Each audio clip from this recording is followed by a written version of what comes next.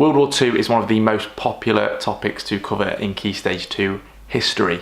Although as we get further away from the events that actually happened, we find that children are often becoming disengaged with the reality of the war.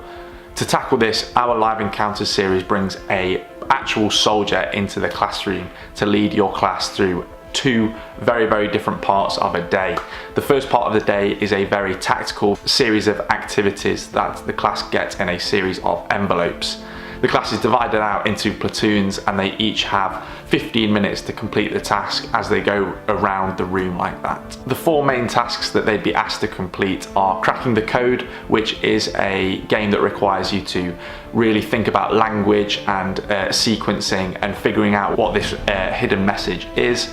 Then the second one is about packing your rucksack and thinking about the essentials. This means that communication between the group is really important. It also encourages children to talk amongst themselves about the priorities, why you'd want to take one thing and not the other. It also tests their maths abilities as they have to add up and make sure that their bag isn't overweight. The third task is a really fun one. It's the engineering task. The children are expected to use science and maths to engineer a new invention that's going to revolutionize the war. We talk about the Spitfire and a lot of the big engineering revolutions that happened during the war to help them get into the mindset of that. So there's a lot of knowledge to be gained there. And then the final activity requires their persuasive writing skills. So this is a campaign for one of the evacuation projects. So the class are told to create a campaign, a slogan, a poster, a poem, something that's going to promote a certain area of the country to evacuees that are travelling from the city. So it's about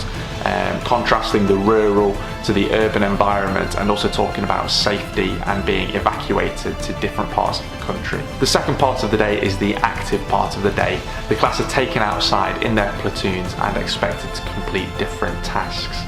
Some of these activities may seem a bit silly, but they will really test your class's communication skills and their teamwork.